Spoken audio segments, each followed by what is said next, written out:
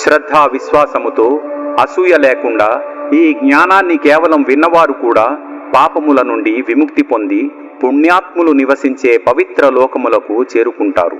ఓ అర్జున, నేను చెప్పినది ఏకాగ్రతతో విన్నావా? నీ యొక్క అజ్ఞానము మోహభ్రాంతి నిర్మూలించబడినవా? అర్జునుడు పలికెను, ఓ అచ్యుత, నీ కృపచే నా యొక్క మోహభ్రాంతి నిర్మూలించబడినది, మరియు నేను జ్ఞానములో స్థితుడనై ఉన్నాను. నాకు ఇప్పుడు సందేహాలు ఏవీ లేవు, మరియు నీ ఉపదేశము ప్రకారమే చేస్తాను.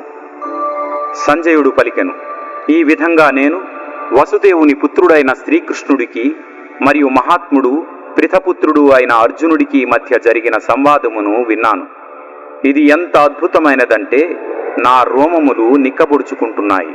వేదవ్యాసుని అనుగ్రహం చేత నేను ఈ యొక్క సర్వోత్కృష్ట పరమరహస్యమైన యోగమును స్వయంగా యోగేశ్వరుడైన శ్రీకృష్ణుడి నుండి తెలుసుకున్నాను. సర్వోత్కృష్ట శ్రీకృష్ణ భగవానునకు మరియు అర్జునుడికి మధ్య జరిగిన ఈ మహాద్భుతమైన సంవాదమును పదే పదే గుర్తు చేసుకుంటూ, ఓ రాజా, నేను మళ్ళీ ఆనందిస్తున్నాను.